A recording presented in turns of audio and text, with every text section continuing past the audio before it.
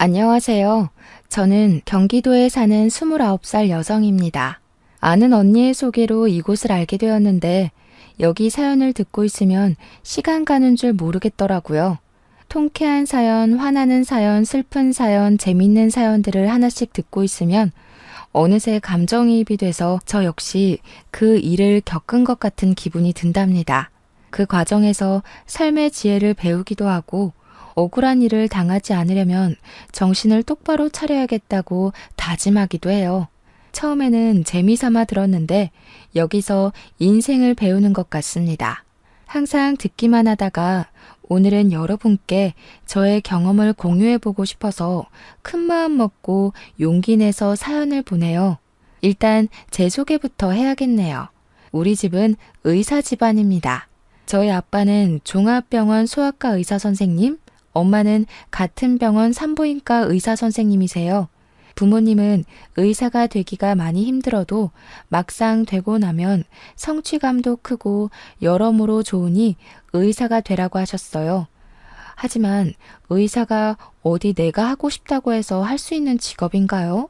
죽도록 공부해도 될까 말까 한 의사인데 사실 저는 공부에는 큰 흥미가 없었답니다. 공부보다는 노래 부르고 춤추는 것에 더 관심이 많아서 학창 시절 성적은 꼴찌만 면하는 수준이었어요.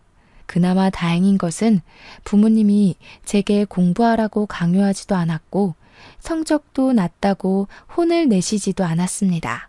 아마 그래서 제가 기죽지 않고 당당하게 살 수 있었던 것 같아요. 부모님은 세상엔 의사 말고도 할 수 있는 직업이 많으니 하고 싶은 게 있다면 뭐든 해도 좋긴 한데 단 예술 쪽만큼은 하지 않기를 바라셨어요. 예술 쪽 일은 경쟁이 너무 치열하고 먹고 살기가 정말 힘들다고요. 하지만 저는 사람들 앞에서 춤추고 노래 부르는 것을 너무 좋아했고 그 과정에서 뿌듯함과 쾌감을 느끼곤 했어요. 그러다가 중학교 3학년이 되었습니다.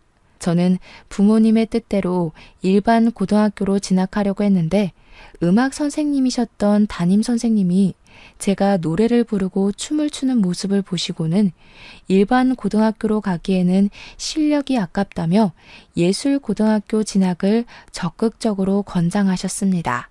부모님께선 절대 안 된다고 했지만 선생님은 제가 딱 한 번만 도전해 볼 수 있도록 도와달라고 하셨어요.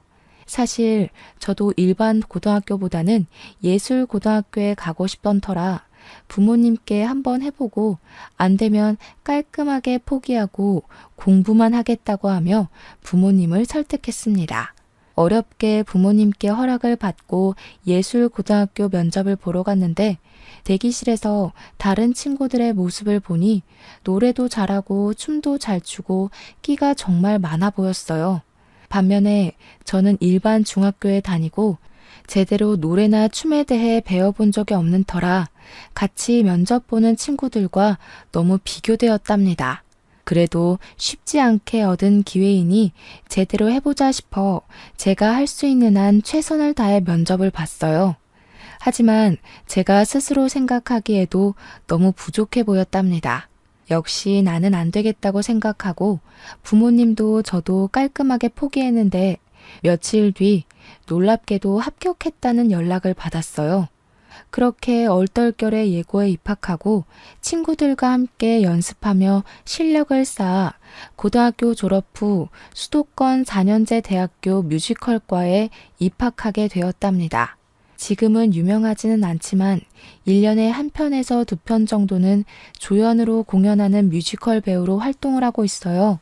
지금부터 1년 전 제가 원하던 공연의 오디션에 합격하여 정신없이 공연하고 있었습니다. 공연의 마지막 날 같이 무대를 섰던 배우, 무대 뒤에서 열심히 뛰었던 스태프들과 함께 회식했어요. 회식하다가 저와 친하게 지냈던 스태프 중에 한 분이 대기업에 다니는 자신의 형과 제가 잘 어울릴 것 같다며 한번 만나보라고 하더라고요. 솔직히 아직 나이가 20대이고 저는 소개팅으로 사람을 만나는 것보다는 오랜 기간을 두고 천천히 사람을 알아가는 것이 더 좋아서 싫다고 했습니다. 그러나 그분은 계속 자신의 형과 너무 잘 어울릴 것 같다며 만나보라고 했어요.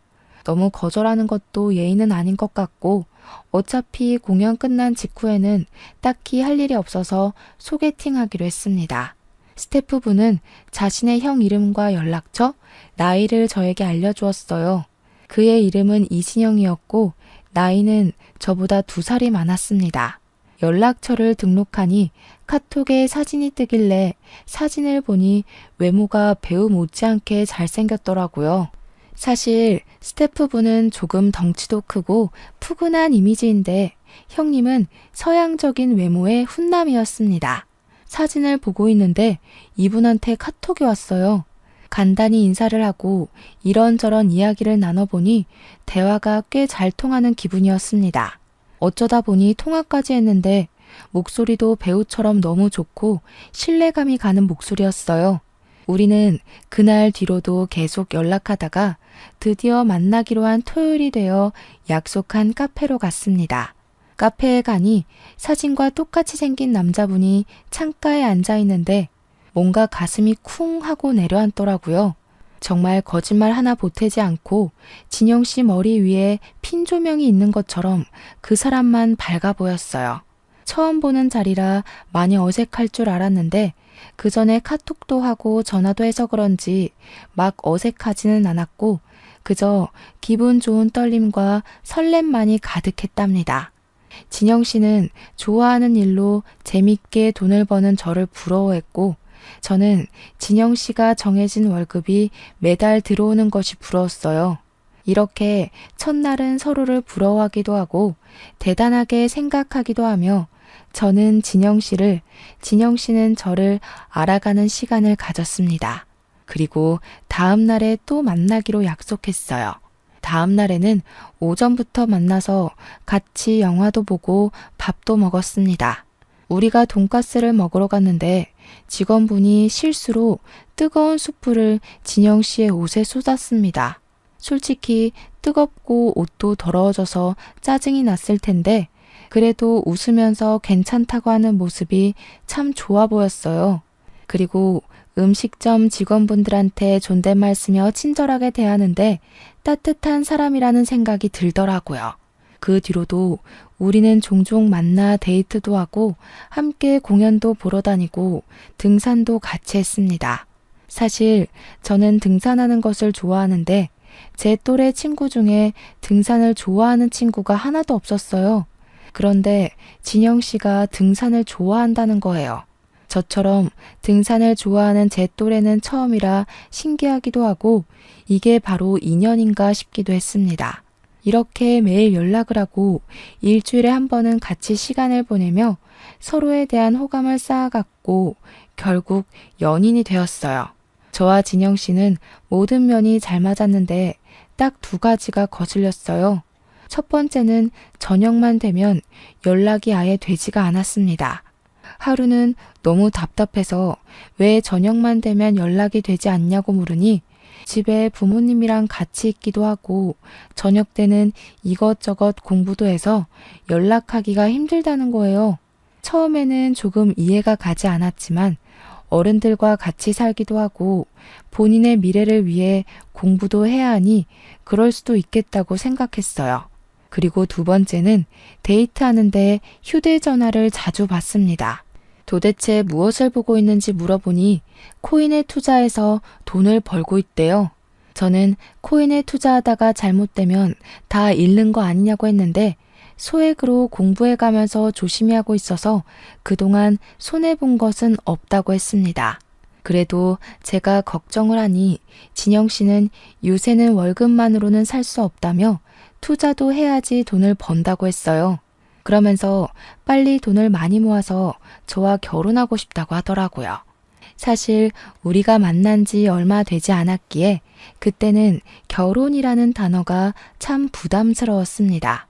하지만 만나면 만날수록 대화가 잘 통했고 같이 있으면 재밌었기에 진영 씨를 향한 제 마음이 점점 더 깊어져 갔어요.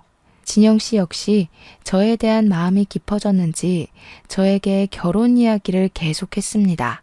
결국 우리는 만난 지 6개월 만에 결혼까지 생각하고 집에 정식으로 인사드리게 되었어요. 먼저 진영 씨가 우리 집으로 인사를 드리러 왔는데 저의 부모님은 제가 일정하게 정해진 급여를 받는 직업이 아니다 보니 남편은 일반 회사원을 만났으면 좋겠다고 생각하셨는데 딱 그런 사람을 데리고 오니 너무 좋아하셨어요. 이어서 제가 진영 씨의 집으로 인사를 드리러 갔는데 진영 씨의 부모님은 우리 가정에 연예인이 들어오냐며 아주 많이 반가워하셨답니다. 그런데 진영 씨의 집을 구경하다가 보니 진영 씨의 방에 살림살이나 옷이 거의 없더라고요. 사람이 사는 방인데 너무 허전해 보여서 왜 이리도 뭐가 없냐고 물으니 조금 당황해하는 것 같았습니다. 처음에는 대답하지 않으려 하다가 제가 계속 물어보니 사실 자기가 방에 짐을 두는 것을 싫어해서 다 다락방에 넣어놨다고 해요. 그리고 원래부터 패션에 관심도 많이 없고 회사만 다니다 보니 옷도 거의 없다고 했죠. 제가 남자 형제가 없어서 잘 모르기는 하지만 뮤지컬을 할 때 남자 배우나 스태프분들을 보면 거의 매일 똑같은 옷을 입고 오긴 했습니다. 그 모습을 생각해 보니 진영 씨의 방이 이렇게 허전한 게 이해가 가더라고요. 아무튼 우리는 문제없이 결혼 승낙을 받았고 이제는 예비 남편이 된 진영 씨와 저는 함께 결혼을 준비하기 시작했습니다. 먼저 우리의 신혼집과 혼수를 어떻게 마련할지에 대해서 이야기했어요. 저는 결혼할 때 신혼집과 혼수를 반반씩 하는 것이 좋다고 말하며 그동안 제가 모은 돈을 공개했습니다. 사실 저는 공연이 있을 때는 뮤지컬 배우 일을 하지만 공연이 없을 때는 많은 아르바이트를 했어요. 배우라는 직업이 다양한 삶을 표현해내야 하잖아요. 관객이 충분히 공감될 만한 연기를 하기 위해서는 최대한 많은 경험을 하는 것이 좋을 것 같아 음악학원 강사부터 편의점, 식당, 택배 아르바이트 등 어지간한 아르바이트를 다 했어요. 그리고 어린 시절부터 세뱃돈이나 용돈을 받으면 다 차곡차곡 모아둬서 그동안 통장에 모아둔 돈이 7천만 원 정도가 있었습니다. 또한 결혼하면 부모님이 2억 정도는 보태주실 수 있다고 하셨어요. 반면에 예비 남편은 그동안 모아둔 돈이 1,000만 원이 다였습니다. 대기업이면 월급도 많이 받을 텐데 그동안 받은 돈 다 어디로 썼냐고 물었더니 부모님 생활비와 병원비 드리고 남동생 용돈도 줬다고 했어요. 그리고 얼마 전에 코인을 하며 돈을 좀 잃어버려서 지금 이거밖에 없다는 거예요. 결혼하는데 돈이 다는 아니지만 그래도 현실적으로 적지 않은 비중을 차지하기에 조금 걱정이 되었습니다. 예비 남편은 그런 저의 생각을 눈치챘는지 코인으로 잃은 돈을 되찾기만 하면 코인에서 손을 뗄 것이고 부모님과 남동생의 용돈을 줄이겠다고 했어요. 그러면서 예비 시아버지는 지금 아파트에서 경비 일을 하고 계시지만 젊은 시절 대기업에서 근무하셔서 그때 모아둔 돈도 있고 퇴직금도 있어서 부모님의 노후는 걱정이 없고 남동생도 꾸준히 일하고 있으니 앞으로 돈 때문에 많이 힘든 일은 없을 것이라고 했습니다. 저는 예비 남편이 모은 돈이 생각보다 너무 없어서 조금 걱정되긴 했지만 부모님의 노후 걱정은 하지 않아도 된다고 하고 예비 남편은 대기업에 다니니 큰 문제가 없다고 생각했어요. 신혼여행은 예비 남편이 회사 일이 바빠서 계속 연락을 주고받아야 하니 외국은 안 될 것 같고 제주도로 가자고 했습니다. 내심 해외로 가고 싶었으나 제주도를 한 번도 못 가봐서 남편의 뜻에 따르기로 했네요. 그리고 원래는 예단 같은 것은 하지 않기로 했었지만 부모님은 그래도 할 것은 해야 나중에 할 말 다 하고 산다며 예단을 하라고 하셨어요. 그래서 예비 시부모님께 1,000만 원을 드리고 정장에 명품 가방까지 드렸습니다. 원래 예단비 1,000만 원 드리면 봉채비로 절반 정도 다시 돌려주신다고 하던데 그런 건 없었어요. 주시면 감사하겠지만 다시 받으려고 보낸 건 아니기에 그냥 그러려니 했답니다. 우리의 결혼 준비는 큰 싸움 없이 아주 무난하게 잘 진행되었어요. 드디어 결혼식 날이 되었습니다. 하객들이 오시는데 제 쪽과 남편 쪽 하객의 분위기가 너무 달랐어요. 저의 하객들은 다들 시끌벅적한데 남편의 하객들은 이상하리만치 조용했습니다. 하객끼리 서로 아는 것 같지도 않고 그냥 영화 보러 온 사람들처럼 다들 가만히 앉아만 있었어요. 결혼 사진을 찍는데도 되게 어색하더라고요. 처음에는 조금 이상했지만 제 쪽의 하객은 대부분 뮤지컬 업계 종사자들이라 감정 표현하는 것이 아주 익숙한 사람들이고 남편 쪽의 하객은 대부분 직장인이라 감정 표현을 잘 하지 않는 사람들이기에 분위기가 다른 거로 생각했습니다. 무사히 결혼식을 마치고 우리는 설레는 마음으로 제주도로 향했어요. 제주도 이곳저곳을 구경하는데 자꾸 회사 이대리라는 분이 남편에게 전화하더라고요. 남편은 이대리님한테 전화가 오면 회사 일이라 옆에 누가 있으면 불편하다며 혼자 몰래 가서 통화했습니다. 그리고 새벽에도 일어나서 자꾸 핸드폰을 확인하는 바람에 깊은 잠을 자지 못했어요. 도대체 뭘 보길래 잠을 자지 않냐고 짜증을 내니 그동안 물린 코인을 탈출할 수 있는 날이 얼마 남지 않았다며 조금만 이해해달라고 했습니다. 신혼여행을 왔는데 자꾸 회사 사람들과 연락만 하고 코인창만 들여다보고 있는 남편을 보니 연애 시절에 따뜻하고 자상하고 세심했던 그 남자는 어디에 갔나 하는 생각이 들었어요. 후회되긴 했지만 그래도 이미 제가 선택한 남자인 걸 어찌합니까? 그저 빨리 코인이 팍 올라서 잃은 돈을 다 찾기만을 바랐네요. 이렇게 그다지 기분이 좋지 않은 신혼여행을 마치고 시댁에 인사를 드리러 갔습니다. 시댁에서는 시부모님과 우리를 연결해 주신 도련님이 여행 잘 다녀왔냐고 하시며 음식을 잔뜩 준비해 주셨더라고요. 저녁 식사를 마치고 시댁에서 하룻밤 자기 위해 남편이 지내던 방에 짐을 푸는데 남편이 시부모님과 잠깐 대화할 것이 있다고 시부모님 방으로 건너갔습니다.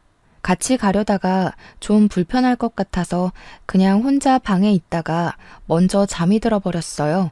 그러다가 목이 말라서 깼는데 남편이 어느새 들어와 제 옆에서 자고 있더라고요.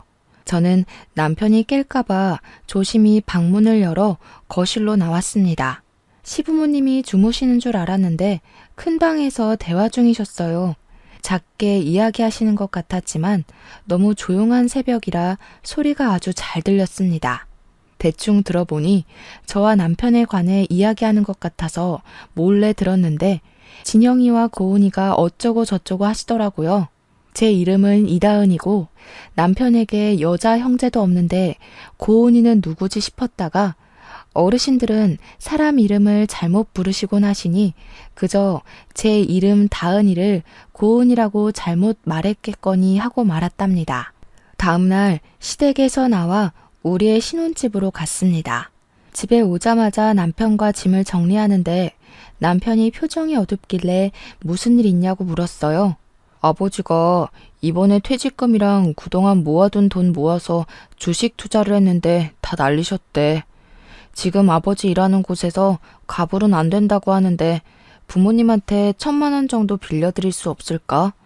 아버지 월급으로 생활비가 조금 부족해서 그래. 주식 투자? 하나도 남기지 못하고 다 날리신 거야? 1,000만 원이 적은 돈도 아니고 꽤 큰 돈인데 그걸 어떻게 빌려드려. 그리고 예단비 1,000만 원 얼마 전에 드렸잖아. 그 돈으로는 뭐 하신 건데? 예단비 1,000만 원까지 다 주식에 넣으셨나 봐. 아버지는 불릴 생각으로 한 건데 그게 그렇게 됐어. 어차피 우리 이제 결혼했고 가족이니 한 번만 도와주라. 그래도 1,000만 원은 너무 커. 1,000만 원 들였다가 그대로 다 날리면 우리 생활도 어려워진다고. 설마 우리 부모님이 1,000만 원 다시 안 갚으실까 봐 그래? 너무 이기적인 거 아니야? 나는 장모님이나 장인어른이 이런 상황이면 바로 돈 드릴 거야. 이기적? 솔직히 우리 부모님한테도 1,000만 원 빌려드릴 때는 조심스러운데 결혼한 지 10년이 된 것도 아니고 지난주에 결혼했는데 바로 1,000만 원을 빌려달래니 좀 그렇네. 그럼 뭐 지금 결혼하자마자 이혼이라도 하겠다는 거야 뭐야? 이혼하자는 게 아니라 금액이 워낙 큰 돈이고 당황스러워서 그런 거지. 일단 생각 좀 해볼게. 예비 남편은 신혼여행을 마치고 일상으로 돌아오자마자 1,000만 원이라는 큰 돈을 빌려달라고 했습니다. 저는 정말 빌려주기 싫었지만 우리는 결혼을 한 사이이고 시부모님이 경제적으로 힘들면 아무래도 우리 사이도 좋지는 않을 것이니 일단 지금은 도와드리기로 했어요. 그러나 1,000만 원은 너무 큰 돈이니 500만 원만 드리고 다시는 이런 식으로 돈 빌리는 건 안 된다고 신신당부하며 남편에게 주었습니다. 그러면서 남편에게도 코인으로 돈을 잃을 수도 있으니 빨리 코인 정리하라고 했어요. 남편은 제게 너무 고맙다고 하며 다시는 이런 일 없을 것이라고 맹세했습니다. 다음 날이 되었어요. 남편은 회사에 출근하고 저는 집에서 혼자 신혼집 청소를 하고 있었습니다. 집에 있는데 시어머니가 반찬을 가득 챙겨서 오셨어요. 아무래도 제가 음식을 하지 못할 것 같아서 반찬 좀 몇 개 만들었다고 하시며 냉장고에 넣고 바로 가실 것이라고 했습니다. 만들어주신 반찬을 건네받았는데 게장이 있더라고요. 사실 저는 갑각류 알레르기가 있어서 게장을 먹지 못합니다. 어머니, 사실 저 갑각류 알레르기가 있어서 게장을 먹지 못해요. 생각해서 해주셨는데 못 먹어서 어째요? 갑각류 알레르기? 너 저번에 식당에서 게장 나왔다고 엄청 좋아했잖아. 네? 제가 어머니와 같이 식당에 갔던 때는 상견례 때뿐이었고 거기서는 게장이 나오지 않았었는데요. 그랬지. 내가 다른 아이랑 착각했나 보다. 게장은 다시 들고 가마. 내가 갑자기 은행에 갈 일이 있어서 나 간다. 청소 열심히 하렴. 저는 차나 커피라도 드리려고 했는데 시어머니는 후다닥 나가버리셨습니다. 그런 시어머니의 모습을 보니 기분이 묘하더라고요. 전날 시댁에서도 그러고 오늘도 그러고 시댁 가족들과 남편 모두 저한테 뭔가를 숨기는 것 같았거든요. 그런데 그 뒤로 남편의 행동은 너무 수상하고 이상했습니다. 일단 제가 혼인신고를 하자고 했는데 자꾸 바쁘다는 핑계로 나중에 하자고 했어요. 혼인신고 말만 나오면 자꾸 뒤로 미루자고 늦게 해도 상관없다고 했습니다. 또한 남편은 연애 시절부터 지금까지 회사 지인들이나 친구들을 제게 한 번도 소개해주지 않아서 남편 주변에 아는 사람이라곤 시부모님과 도련님밖에 없었어요. 그리고 우리는 신혼인데도 남편이 집에 잘 들어오지 않았습니다. 일주일에 3번은 들어오지 않았는데 그 이유는 야근하고 너무 늦어서 회사 당직실에서 잠을 잔다는 거예요. 대기업이라 월급을 많이 주니까 그만큼 일을 많이 부려먹는구나 싶다가도 결혼 전에는 야근을 한 번도 안 하던 남편이 결혼 후 자꾸 야근한다니 뭔가 서운하더라고요. 하지만 그래도 우리의 미래를 위해서 열심히 돈을 벌고 있다고 생각하며 남편에게 서운한 내색은 하지 않았습니다. 그렇게 한 2주일이 지났어요. 그날도 야근하느라 밤에 집에 못 오고 회사 당직실에서 잔다는 남편을 위해 정성스럽게 도시락을 만들어 몰래 회사 앞으로 갔습니다. 5시 반에 회사 앞에 도착해서 남편에게 전화했는데 일하느라 바쁜지 전화를 받지 않더라고요. 회사 앞에 작은 공원이 있어서 그 앞에서 기다리다가 6시가 되어 사람들이 많이 나오는데 그 사이에 남편이 있는 겁니다. 처음에는 저녁을 먹으러 가나 했는데 가만히 보니 가방을 들고 누가 봐도 퇴근하고 있는 모습이었어요.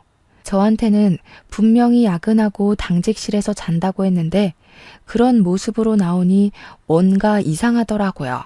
저는 어디로 가는지 몰래 뒤따라가 보려고 했으나 남편이 먼저 저를 발견해 버렸습니다. 남편은 저를 보고는 못 볼 것을 본 것처럼 깜짝 놀라더라고요. 저는 남편한테 오늘 야근한다더니 어디 가느냐고 물었습니다. 남편은 잠깐 말을 잇지 못하다가 할 말이 있었다고 하며 카페로 저를 데리고 갔어요. 카페에 자리를 잡고 앉아 진지한 표정을 지으며 하는 말이 시어머니가 지금 자궁암에 걸렸다는 겁니다. 원래 몸이 좋으시지는 않았는데 최근에 아버지가 주식으로 전 재산 다 잃고 나서 자궁암까지 걸렸다고 했어요. 지금 초기이기는 하지만 수술을 꼭 해야 한다는데 아버지의 월급이 얼마 되지 않고 남편도 결혼한다고 이것저것 사느라 돈이 없고 남동생도 요새 경제적으로 힘들어서 수술비 마련을 하지 못했다고 했습니다. 그래서 돈을 마련하기 위해 친구가 운영하는 가게에서 새벽 3시까지 아르바이트를 했다가 일이 마치면 가게에서 자고 바로 회사로 출근했었대요. 제가 힘들지 않냐고 하니 어차피 친구 가게에서 매일 일을 하는 것도 아니고 일주일에 3일 정도만 하는 거니까 괜찮다고 했습니다. 그러면서 신혼인데 이런 얘기만 해서 미안하다고 울먹이는데 남편이 너무 불쌍해 보이더라고요. 그래서 말인데 딱 한 번만 더 1,000만 원 정도 빌려달라고 하면 빌려줄 수 있어? 나 반드시 갚을게. 지금은 상황이 이래서 그렇지만 내가 공사판에서 일하면서라도 꼭 갚을게. 솔직히 조금 빌려주기 그렇긴 하지만 일단 편찮으신 어머니 수술은 해야 하니까 돈 빌려줄게. 대신에 이번엔 차용증 쓰자. 여보가 서운해도 1,000만 원이 적은 돈이 아니니까 확실히 해두는 편이 나을 것 같아. 이해하지? 그럼 이해하지. 고마워. 그리고 부탁이 있는데 엄마가 여보의 돈으로 암 수술 받아야 하는 거 알면 많이 불편해하실 것 같은데 그냥 엄마가 편찮으신 건 여보는 모른 척 해주면 안 될까? 뭐? 아무리 그래도 며느리인데 어떻게 암 수술하시는 것을 모르는 척해. 그건 아니지. 그렇긴 한데 그래도 엄마도 그러고 아버지도 돈을 빌리는 것에 대해 많이 불편해하셔서 그래. 사실 얼마 전에 500만 원 빌릴 때도 아버지가 정말 면목이 없다고 하셨거든. 지금 엄마 수술도 여보 돈으로 한다는 거 알면 두 분 심적으로 매우 힘들어 하실 거야. 그냥 여보는 모른 척 해줘. 부탁이야. 남편의 이야기가 잘 이해가 되지는 않았지만 환자가 원한다는데 마음 편하게 해주는 것이 더 나을 것 같아 그냥 알겠다고 했습니다. 저는 남편과 집에 가서 돈을 빌려주겠다는 차용증을 썼어요. 남편은 부부간에 계좌이체를 하면 나중에 세금을 내야 할 수도 있다며 1,000만 원을 본인의 통장이 아닌 현금으로 요구를 하더라고요. 사실 세금에 관한 내용은 잘 몰랐기에 남편의 말을 따라 다음날 1,000만 원을 뽑아서 퇴근한 남편에게 주었습니다. 남편은 돈을 보며 너무 고맙다고 하고 엄마한테 말씀드려야겠다고 시댁에 간다고 했어요. 그리고 부모님과 이야기하다가 늦어질 수도 있으니 혹시라도 자기가 너무 늦으면 기다리지 말고 먼저 자라고 했습니다. 그래서 저는 그날도 남편 없이 혼자 잠이 들었네요. 그 뒤로 남편은 시어머니 병간호를 해야 한다고 일주일에 3번 정도는 집에 들어오지 않았습니다. 주말에도 남편은 병원에 있느라 저 혼자 시간을 보내야만 했죠. 어머니 수술은 잘하셨는지 물어보니 제게 돈을 받고 바로 다음날 수술하셨는데 잘 됐다고 했어요. 제가 그래도 며느리인데 정말 가지 않아도 되냐고 물으니 엄마가 너무 불편하다고 절대 오지 말라고 했다는 겁니다.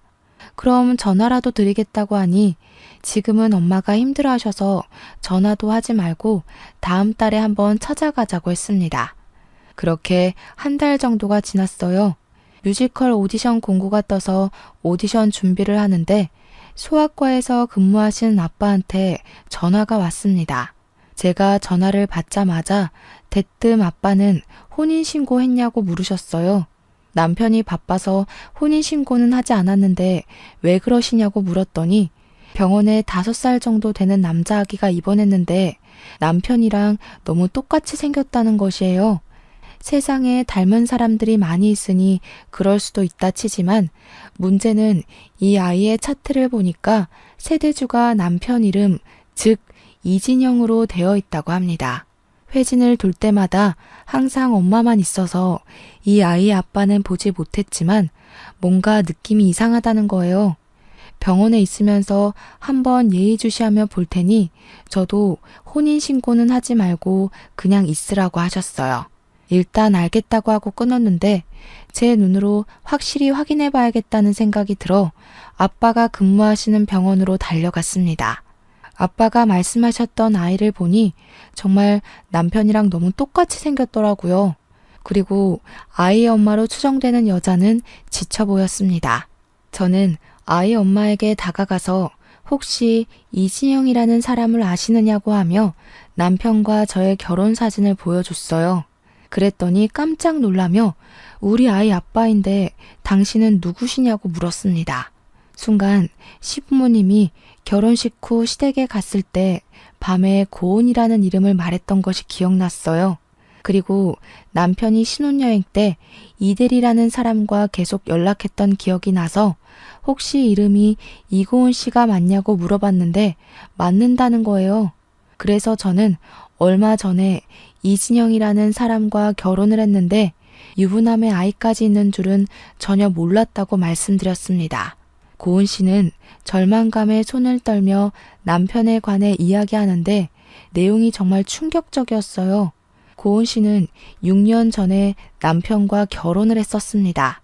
그 당시 고은 씨의 친정은 사업이 아주 잘 되고 있었기에 결혼하면서도 거액의 예단을 줬고 고은 씨의 친정에서 둘이서 살라고 좋은 집도 마련해 줬다고 해요. 그렇게 결혼을 하고 1년 후 아이도 낳았습니다. 그때는 남편이 고은 씨의 친정에 자주 가서 고은 씨의 부모님과 남편이 아주 잘 지냈답니다. 고은 씨의 부모님은 아들 하나 생긴 것 같다며 남편이 갈 때마다 용돈을 많이 주셨대요. 그리고 시부모님의 생신이나 명절날이 되면 고은 씨의 친정 부모님은 명품옷, 가방이나 좋은 음식들을 항상 드렸다고 했습니다. 중간에 시어머니가 자궁에 혹이 있어서 수술해야 하는 상황이 왔는데 그 수술비도 다 드리고 시아버지가 주식 투자해서 돈을 날렸는데 그때도 도와주셨다고 해요. 그런데 2년 전 고은 씨의 아버지가 사기를 당해 사업이 쫄딱 망해버렸어요. 순식간에 고은 씨의 친정은 빚더미에 올랐고 그 뒤로 남편은 집에 거의 들어오지 않았다고 해요. 그러더니 1년 정도 전부터 일주일에 2번 들어올까 말까 하며 이혼하자고 말을 했답니다. 하지만 고은 씨는 이제 5살밖에 안 된 아들에게 이혼 가정을 만들어주고 싶지 않아서 버티고 있다고 하더라고요. 가만 얘기를 들으면서 상황을 보니 남편과 그 가족들은 부자였던 고은 씨 집에 돈을 보고 결혼했다가 고은 씨 친정의 사업이 어려워져 더는 돈이 나올 구멍이 없어 보이자 저로 갈아탔던 것입니다. 사실 이전 뮤지컬 할 때 배우와 스태프분들이 우리 부모님이 의사이고 부유하게 살았다는 것을 알고 있었어요. 뮤지컬 스태프였던 도련님 역시 그 사실을 알고 있었고 그래서 저한테 의도적으로 접근해서 자기 형을 소개해주면서 저의 돈을 야금야금 뺏어가려고 한 것이었습니다. 이 모든 사실을 알게 되자 너무 화가 났어요. 그리고 이제야 남편의 수상했던 모든 행적이 이해가 되기 시작했습니다. 연애 때 밤만 되면 연락이 되지 않았던 것은 부모님이 아니라 고은 씨 집에 있느라 연락이 되지 않았던 것이었어요. 결혼식 때 하객들이 그리 어색했던 것은 실제 지인들이 아니라 하객 아르바이트를 하는 사람들이었기 때문이었고 제주도 신혼여행 때 계속 연락하던 이대리는 회사 사람이 아니라 바로 내 앞에 있는 이분이었습니다. 아버지의 주식 투자로 전 재산을 날렸다는 것도 어머니께서 암 수술을 받으시는 것도 제 돈을 뜯어내기 위한 남편과 그 가족들의 거짓말이었다는 생각이 들었어요. 고은 씨는 표정이 굳은 저에게 혹시 어떻게 진영 씨와 결혼을 하게 되었냐고 물었습니다. 그래서 제가 남편과 만나고 결혼까지 한 모든 상황을 설명해 주니 고은 씨는 이혼하자길래 대충 다른 여자가 생긴 것 정도는 알고 있었지만 이렇게 결혼식까지 해서 이미 가정을 차렸을 줄은 몰랐다고 했어요. 저와 고은 씨는 남편의 이중 생활에 너무 충격을 받아 한동안 말을 잇지 못했고 분노했습니다. 저는 일단 아이가 아프니 퇴원 후 연락 달라고 하고 우리 둘이 연락처를 서로 교환했어요. 고은 씨와 헤어진 후 먼저 아빠한테 이 모든 상황을 말씀드렸습니다. 아빠는 어떻게 사람이 이럴 수 있냐고 뭐라고 하시고 어차피 혼인신고 안 했으니 당장 갈라서라고 하셨어요. 저도 당장 갈라서야겠다고 생각은 했지만 이전에 빌려준 돈이 있어서 돈은 받고 헤어져야겠다고 했습니다. 그랬더니 아빠는 돈을 왜 함부로 빌려주냐고 하시며 일단 정확하게 어떻게 해야 돈을 받을 수 있는지에 대해 상담을 해보라며 아는 변호사를 추천해 주셨어요. 변호사님과 상담하고 집에 가서 제 짐과 변호사님의 조언대로 사실혼 관계였음을 입증할 각종 사진과 서류를 챙겨서 신혼집에서 나왔습니다. 바로 친정으로 가려다가 잠깐 시댁에 들렸어요. 어머니가 진짜 수술을 하신 것인지 아닌지 제 눈으로 똑똑히 확인하고 싶었거든요. 시댁에 가니 친구분이 시어머니를 뵈러 오셨길래 인사를 드리고 시어머니께 몸은 괜찮으시냐고 물었습니다. 그랬더니 시어머니는 아주 당황하시며 우물쭈물 하시더라고요. 그 모습을 보시던 시어머니 친구분은 며느리가 시어머니를 이렇게 챙겨줘서 시어머니가 건강하신가 보다고 하셨습니다. 저는 아니라고 하며 얼마 전에 시어머니 수술하셨는데 병원에 가보지도 못한 며느리라고 하니 친구분은 2주 전에 지방으로 여행을 다녀왔는데 무슨 소리를 하느냐고 하시더군요. 예상은 했지만 역시 어머니의 암수술도 다 거짓말이었습니다. 저는 그 집에서 나와 친정집에 가는데 남편과 그 가족은 사이코패스가 아닐까 하는 생각이 들었어요. 아무리 돈이 궁해도 그렇지 어떻게 멀쩡한 사람이 암에 걸렸다고 거짓말까지 하면서 이러는지 참 이해가 가지 않더라고요. 정말 정신 나간 놈 같았고 이 가족들과 연을 끊어야겠다고 생각했네요.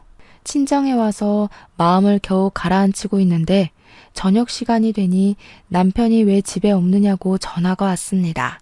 저는 혹시나 하는 마음에 남편과의 통화 내용을 녹음하기 시작했어요. 나 친정이야. 그런데 너 혹시 고은이라는 여자가 누군지 알아? 고은이? 나야 모르지. 왜? 아버지 병원에 너랑 똑같이 생긴 아이가 입원했다고 하지 뭐야. 그래서 내가 오늘 그 아이 보러 갔는데 그 아이 이름은 은호이고 그 엄마 이름이 이고은 씨더라. 고은 씨는 너 안다던데. 너는 모르는가 보지? 뭐? 만났어? 그래, 만났다. 고은 씨 친정 사업 망해서 돈 뜯어낼 새로운 여자 찾고 있었냐? 진짜 어떻게 네 자식까지 낳아준 여자를 그렇게 하루아침에 차버릴 수가 있냐? 네가 그러고도 사람이야? 그리고 너네 엄마 수술했다며? 오늘 집에 가보니까 수술하고 입원해 계실 2주 전에 지방으로 여행 가셨다던데? 어떻게 너도 그렇고 너네 가족도 그렇고 그런 거짓말을 해? 그러고도 너희들이 제정신이야? 우리 결혼도 안 했으니 바로 갈라서자. 난 너네 가족처럼 사이코의 정신병자 같은 사람들과 가족으로 못 살겠다. 야, 아무리 그래도 어떻게 사이코의 정신병자라고 할 수가 있어? 너무한 거 아니야? 그래, 솔직히 아버지랑 나랑 코인이랑 주식에 돈 다 날려서 돈 필요해서 거짓말한 거는 맞는데 그래도 살면서 너에게 빌린 1,500만 원 다 갚으려고 했어. 그리고 고은이 걔랑은 성격 안 맞아서 1년 전부터 이혼하려고 했어. 걔랑 이혼하고 너랑 정식으로 혼인신고하려고 했다고.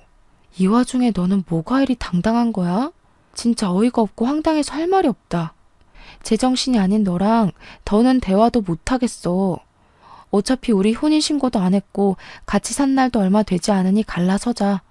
사실혼 관계 이혼 소송할 테니까 위자료랑 빌려간 돈이나 준비해놔. 내가 빌려줬던 돈 1,500만 원에서 1원도 안 빼놓고 다 받을 거야. 알겠어? 이 상황에서도 당당하게 목소리만 큰 남편이 진절머리나게 싫기도 하고 제정신이 아닌 것 같아 무서웠습니다.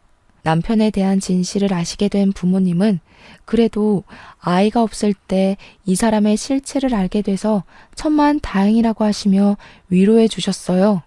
다음 날 저는 아침이 되자마자 사실혼 관계였음을 입증할 각종 사진이나 서류들을 챙겨서 다시 변호사 사무실로 갔습니다. 변호사님이 이 정도면 충분하다고 하며 바로 소송을 진행하자고 하셨어요. 소송비를 지급하고 친정집으로 갔는데 남편이 친정집 앞에서 기다리고 있더라고요. 남편은 분노에 가득 차서 저를 발견하자마자 화를 버럭버럭 냈습니다. 야, 너 어떻게 사람이 좋다고 할 때는 언제고 인제 와서 갈라서? 어이가 없어서. 내가 그년이랑 이혼하고 정리하고 온다잖아. 그 조금도 못 기다리냐? 꼭 이렇게까지 해야겠어? 어이? 어이가 없어? 어이는 내가 없어야지. 너는 아직 이혼이 완료도 되지 않은 상태에서 날 속인 주제에 뭘 잘했다고 큰 소리야? 이 정도면 가족 사기단 아니야? 진짜 너를 믿고 너와 함께 보낸 내 지나간 시간이 아깝다. 뭐? 가족 사기단? 너 말대로 이혼 먼저 하고 재혼하는 게 맞긴 하지만 어차피 이혼할 거 먼저 재혼한 다음에 이혼한 게 그렇게 죽을 죄야? 순서만 바뀌었는데 그게 왜 사기야? 그래, 오늘 그냥 너 죽고 나 죽자. 말도 안 되는 논리를 펼치며 남편이 저를 죽일 듯이 달려들었습니다. 정말 사람이 눈이 뒤집혀서 생 난리를 치는데 이러다가 제가 죽을 것 같다는 생각이 들더라고요. 핸드폰으로 경찰서에 신고하려고 했는데 핸드폰마저 빼앗아서 던져버렸어요. 순간 기적적으로 저쪽에서 경찰들이 뛰어왔습니다. 알고 보니 남편은 이전에 코인한다고 지인에게 돈을 빌리고 갚지 않았었는데 그분이 우리 친정집 옆집에 살고 있더라고요. 이분은 오늘 쉬는 날이라 집에 있다가 잠시 담배 피우러 나왔는데 남편이 있어서 사기죄로 경찰에 신고했답니다. 그런데 남편이 저를 때리려 하고 윽박 지르고 소리를 지르자 이분이 모든 상황을 다 녹화해 두셨어요. 그 덕에 남편은 폭행죄로 벌금형까지 받았고 저는 남편에게 접근 금지 신청을 했습니다. 그리고 모든 영상을 제출하여 아주 수월하게 이혼 소송까지 진행할 수 있었어요. 남편의 과실이 확실하고 같이 산 날이 2달 정도밖에 되지 않아서 재산 분배고 뭐고 할 것도 없더라고요. 그리고 저는 빌려줬던 1,500만 원과 함께 위자료도 받았답니다. 저의 상황이 다 해결되고 나니 고은 씨가 생각이 나서 한번 연락해봤어요. 고은 씨도 이혼하고 다달이 아들 은호의 양육비는 물론 위자료까지 받기로 했대요. 그렇게 무사히 이혼하기는 했는데 저와 고은 씨는 생각하면 할수록 너무 억울하고 화가 났어요. 이런 인간은 다시는 사회에 나오지 못하도록 해야겠다 생각했습니다. 그래서 이름과 보낸 사람 주소 없이 남편의 실체를 알리는 투서를 남편의 회사로 보냈어요. 2집 살림을 한 내용부터 저를 때리고 폭행하려고 했던 동영상까지 USB에 담아서요. 그리고 우리 집 돈을 뜯어먹을 불순한 의도로 자신의 형을 소개해준 남편의 남동생도 다시는 뮤지컬 업계에서 일하지 못하게 여기저기 소문을 퍼뜨렸습니다. 솔직히 이런 사람들에게 속아 넘어간 저 자신이 너무 미련하고 바보 같아서 말하기 참 부끄럽지만 그래도 그 집이 다시는 일어서지 못하게 하고 싶었어요. 저의 투서로 전 남편은 회사에서 잘리고 전 남편의 동생은 뮤지컬 업계에 안 좋은 소문이 퍼지면서 이쪽 일은 이제 아예 못할 것이라고 해요. 아버지는 여전히 경비일 하시기는 하지만 그래도 상황이 여의치 않아 지금은 내 식구가 원룸에서 살고 있다고 합니다. 반면에 고은 씨는 받은 위자료에 양육비로 나름 편하게 살고 있어요. 요새 저와 고은 씨는 서로 연락하며 지내고 있고 가끔 시간이 맞을 때 우리의 전 남편을 안주 삼아 술 한잔하는 친구 사이가 되었답니다. 이렇게 저는 결혼한 지 2개월 만에 헤어졌어요. 저의 결혼 생활은 100일도 안 되는 아주 짧디 짧은 기간이었지만 너무 충격을 많이 받아서 죽을 때까지 평생 잊지 못할 것 같습니다.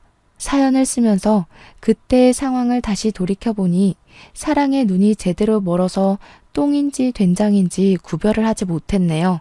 아직도 그때의 생각을 하면 저 자신이 답답하고 미련해서 욕이 나올 지경이지만 이번 일을 통해 호되게 인생을 배웠다고 생각하고 앞으로는 정신 차리고 씩씩하게 살아나가려 합니다.